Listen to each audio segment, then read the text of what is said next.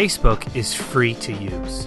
So how is it worth $100 billion? Let's look to Hollywood for an answer for that question.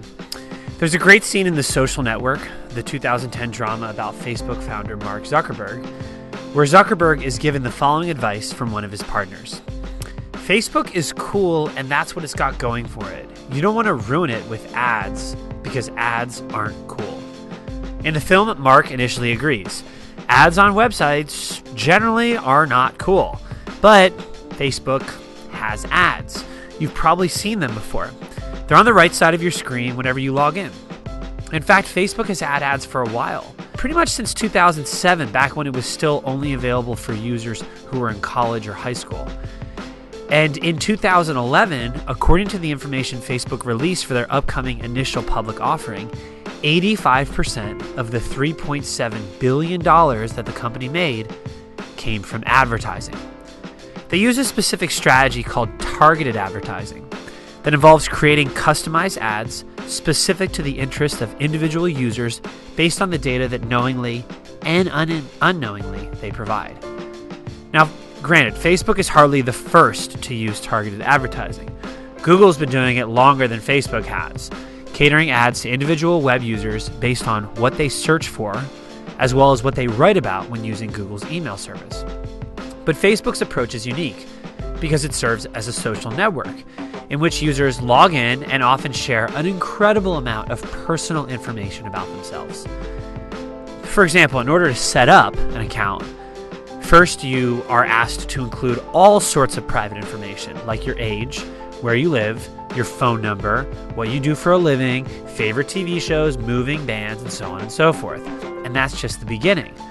Once you start actively using Facebook by, posting photos and liking things, the amount of data adds up quickly, much faster than you might expect. Think about it. Let's say you post on your wall that you're going to dinner at an expensive Spanish tapas restaurant in the Mission. Well, now Facebook knows where you like to hang out, what type of food you like to eat, and even how much you might be willing to consider spending on food. All that just from one wall post.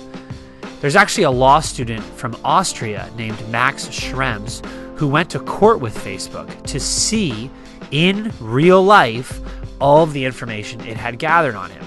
Basically, he wanted a paper trail of his Facebook activity, and he got it.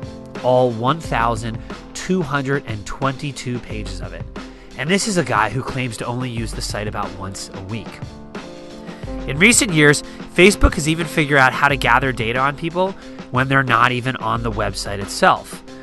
You know all those like buttons that you see pretty much everywhere on the internet? Yeah, well, if you click on one of those, even if you're not on Facebook, Facebook gets data about you. And then there's Facebook Connect, which has been around since late 2008, that allows you to log into other websites using your Facebook account. For example, there's Spotify, the music sharing service. Well, if you log into Spotify through Facebook, well, guess what? Facebook collects the data about what you do and listen to on Spotify. With all of the like buttons on the internet and how many websites are using Facebook Connect, and the mere fact that there are 800 million registered users with Facebook, it's pretty clear that the company is gathering a staggering amount of data. And that's where targeted advertising comes into play. Advertisers want access to this data so that they can interact with consumers and appeal to them in a more personal and effective way. Imagine you owned a maternity clothing company. Wouldn't it be really nice if you could show ads only to pregnant women? In their information to advertisers, Facebook makes their objective pretty clear. People treat Facebook as an authentic part of their lives, so you can be sure that you are connecting with real people with real interest in your products. There's even an official Facebook YouTube video that shows how to easily set up an ad to cater to a specific audience. Advertisers can pick geographic locations, age ranges, and even hone in on specific user interests. This is why it's pretty common to see ads on the side of your Facebook window that seem suspiciously relevant to your life. To test all this out, I created a Facebook profile for an 18-year-old male living in San Francisco. At first, there was nothing. He has no friends. He didn't like anything. So Facebook knew nothing about him except his age and location. But then I went in and liked a few popular TV shows and bands like Glee and OK Go. I also liked the San Francisco Giants. After liking 3 TV shows, 3 bands, and a sports team, I went back to the wall on Facebook, and there was already an advertisement on the right side for an art school in San Francisco. Seems pretty fitting given the age, location, and stated interests. And that's what you call a targeted ad. Facebook also gives advertisers access to other friends that are part of each user's social network in an effort to make their ads that much more appealing. So a targeted ad will pop up in your Facebook profile, one that based on your interests you're probably going to like anyway. But the ad will also show which of your friends have gone out of the way to like that product. I've blurred out the names here, but a product generally seems much cooler if your cool friends already like it. In short, Facebook is making a lot of money, not by charging fees, but by selling ads that use the data collected as a result of being part of Facebook in the first place. It is a social network, after all, where people act socially.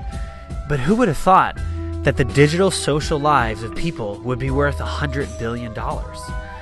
Now, there is a way for you to personally control how much information Facebook can gather on you and share with advertisers. It's all under the privacy settings. Over the last few years, Facebook has had some pretty bad publicity for changing their privacy settings without really letting people have a choice. And there was a lot of angry response with people unhappy at how much Facebook knows about us and then shares about us. So when you go into your Facebook privacy settings, as I did for the fake account that I created, you'll see that the default setting is to share everything with everyone. Anything you post will be publicly available to anyone who wants to see it. This is the default setting. In order to change it and make your account less public, you need to go in and tinker out with your settings, which used to be really confusing, but has actually gotten a lot less confusing because of how many people have complained about it. So what we've got here is a company that's probably worth about $100 billion, and they're making 85% of their money off of targeted ads. Does this make their ads cool? Probably not. At least not yet. But with Facebook's IPO looming, don't be surprised to see some pretty substantial advancements in its advertising approach.